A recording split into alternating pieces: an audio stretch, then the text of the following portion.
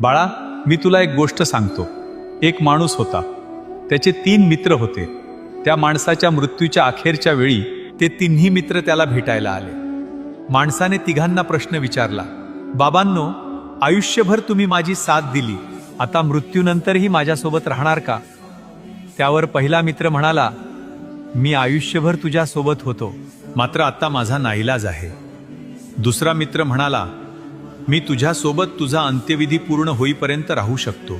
तिसरा मित्र म्हणाला, मी आयुष्यभर तुझ्यासोबत होतो आणि मृत्यूनंतरही मी तुझ्यासोबतच राहणार. हे 3 मित्र कोण होते ठाऊक आहे?